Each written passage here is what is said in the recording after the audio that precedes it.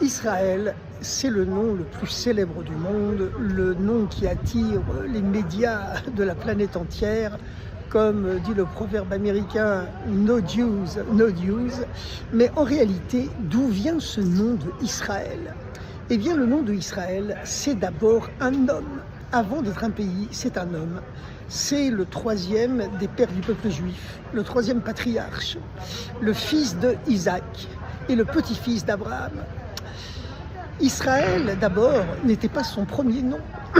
Il a eu deux noms, voilà, une double identité, une double personnalité.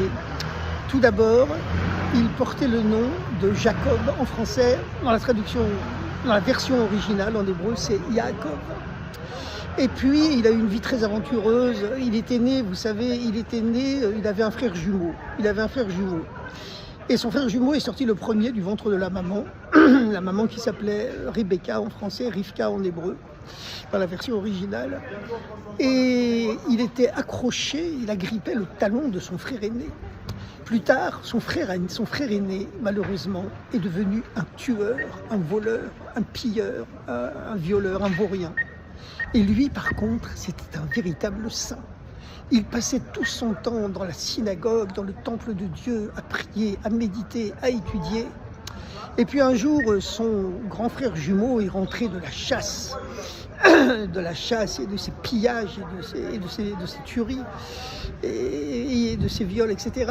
Et il était affamé et il a vu Yaakov, le saint, qui était en train de confectionner un plat de lentilles rouges pour consoler, c'est le plat de consolation du deuil de la mort de son grand-père qui venait de mourir, Abraham venait de mourir. Et Ésaü, qui était roux, il était roux. Quand il était couvert de poils comme un adulte, un peu comme un homme préhistorique. C'est pour ça qu'on l'a appelé en hébreu Esav, en français Ésaü, qui signifie l'adulte, le fini. Il était fini comme un adulte, couvert de poils, de cheveux comme un adulte. Et alors il était affamé, et il a dit « j'ai faim, j'ai faim ». Alors Jacob, ingénument, lui a dit « écoute, je veux bien te donner mon plat de lentilles, mais tu me l'échanges contre ton droit d'aînesse ». Alors Ésaü, Esav, qui est l'ancêtre spirituel de la civilisation chrétienne occidentale. Voilà ce qu'il faut savoir. Vous savez que dans la tradition juive, on dit que le fils aîné d'Abraham, Ishmaël, c'est l'ancêtre de la civilisation arabo-musulmane. Et Yitzhak, qui était son deuxième enfant, mais de sa femme légitime, celle-là, Sarah, est devenu l'ancêtre du peuple juif. Alors que Ésaü, le premier, donc l'aîné des deux jumeaux, de Isaac et Rebecca, de Yitzhak et Rivka, c'est l'ancêtre de la civilisation chrétienne occidentale. Et vous savez effectivement que plusieurs milliers d'années plus tard, la civilisation chrétienne occidentale, c'est elle qui a conquis le monde, d'abord avec l'Empire romain, l'Empire d'Alexandre, l'Empire romain, puis finalement la grande révolution industrielle, la colonisation, etc., etc. Alors, et puis c'est toujours aujourd'hui elle qui domine le monde, hein, voilà. Des États-Unis à la Russie, en passant par l'Europe, l'Australie, etc. Alors donc, Esav est affamé, il revient de ses crimes, il est affamé, et puis il est fasciné par la couleur rouge. Il dit « donne-moi de ces lentilles rouges, donne-moi de ces lentilles rouges ». Et Jacob, ingénument, lui dit « écoute, je te l'échange contre mon droit d'aînesse ». Il demande « mais qu'est-ce qu'il y a dans le droit d'aînesse ?»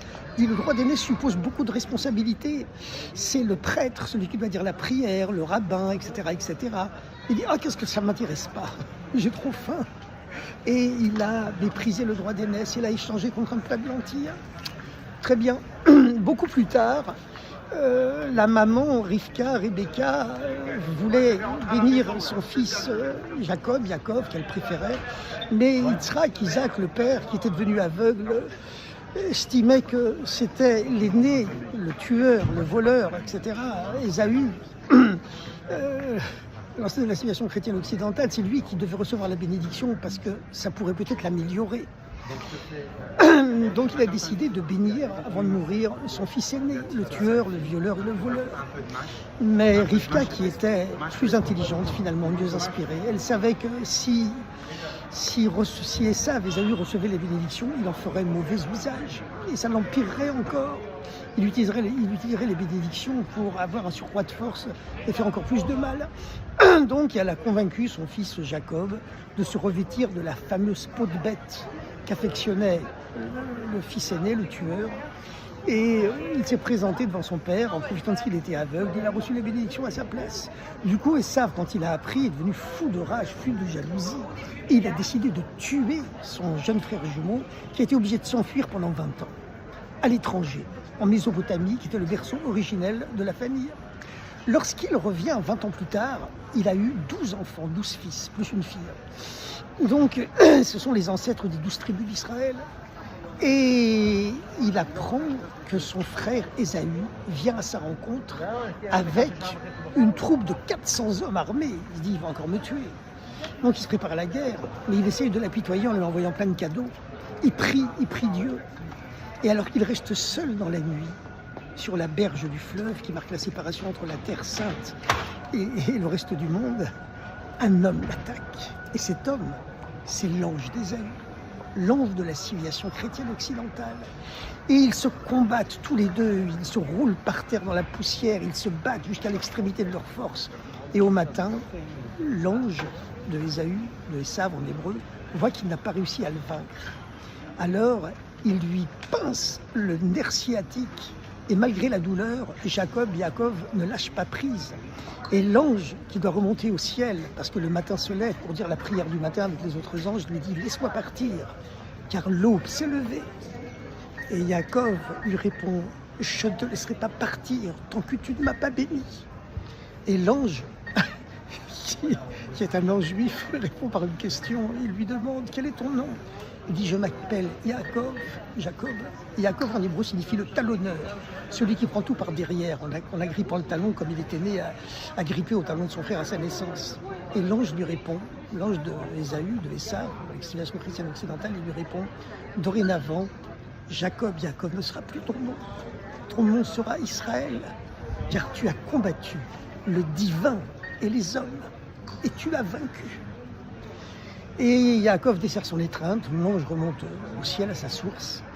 Et Jacob rencontre finalement son frère jumeau.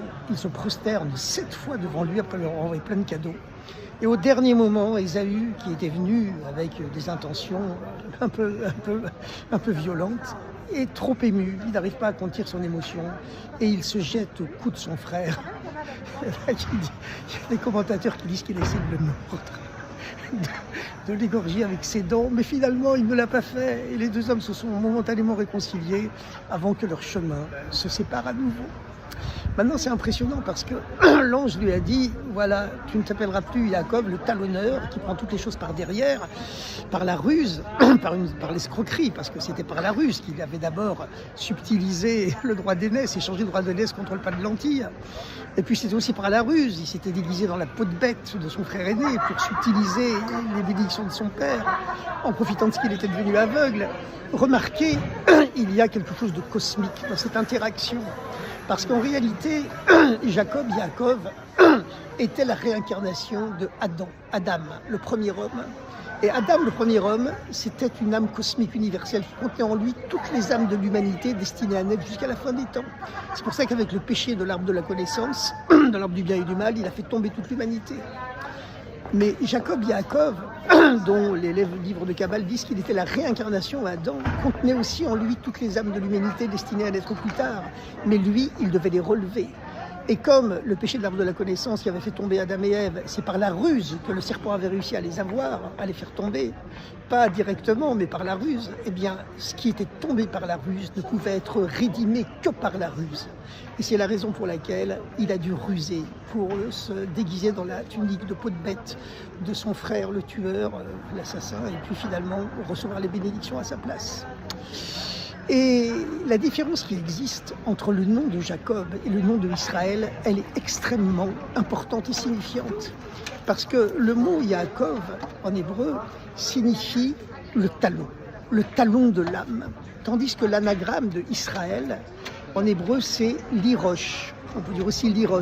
Ce qui signifie, c'est exactement les mêmes lettres que Israël, mais inversé, l'anagramme. Ça signifie la tête. La tête est à moi. Eh bien, c'est-à-dire que chez Yaakov, c'était seulement le talon, le niveau le plus bas de l'âme qui était dévoilé. Alors pour lui, le monde cachait la vérité et il était obligé d'agir toujours par derrière et par la ruse. Tandis que Israël, c'est la tête de l'âme, comme son nom l'indique, qui est dévoilée, le niveau le plus haut de l'âme. À ce moment-là, tous les voiles du monde disparaissent. Et lui est apparue la vérité, l'étincelle de Dieu qui est présente dans chaque chose.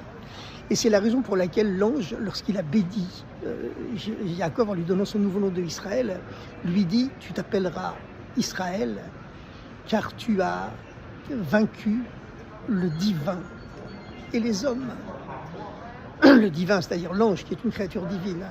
Mais le nom du divin qui est employé dans le texte biblique, c'est Elohim. Et Elohim en valeur numérique, puisque chaque lettre hébraïque c'est un chiffre, eh bien, c'est la même valeur numérique que le mot Ateva, qui veut dire la nature. Tu as vaincu le voile de la nature, le voile que la nature met sur Dieu. Cette nature qui n'est que le masque de Dieu, mais qui cache Dieu en même temps. Tu as vaincu ce masque qui cache Dieu, qui voile Dieu, qui voile la vérité divine, au tel point qu'on voit la nature autour de nous. On voit des arbres, on voit des maisons, on voit des montagnes, mais on ne voit pas la force divine qui est cachée en elle. Et tant que le talon de l'âme, il s'appelait Jacob, le talonneur, était dévoilé en lui, le niveau le plus bas de l'âme, la nature, le monde cachait Dieu. Mais lorsque le niveau le plus haut de l'âme, Israël, qui signifie la tête, s'est dévoilé en lui, à ce moment-là, Dieu lui est apparu dans chaque chose. Et il s'est rendu compte que Dieu est le monde, et que le monde, c'est Dieu. Et alors voilà, c'est la signification du nom de Israël. Et dorénavant, il n'a plus besoin de prendre les choses en talonnant, par derrière, par la ruse. Mais la terre d'Israël lui appartient. Et on sait que le retour du peuple juif sur sa terre aujourd'hui, c'est un signe avant-coureur des temps messianiques qui doivent apporter le bonheur, la joie, la lumière, la paix universelle, bien sûr, pour l'ensemble de l'humanité. Chers amis, bonne continuation pour cette exploration des secrets de la Torah et à bientôt.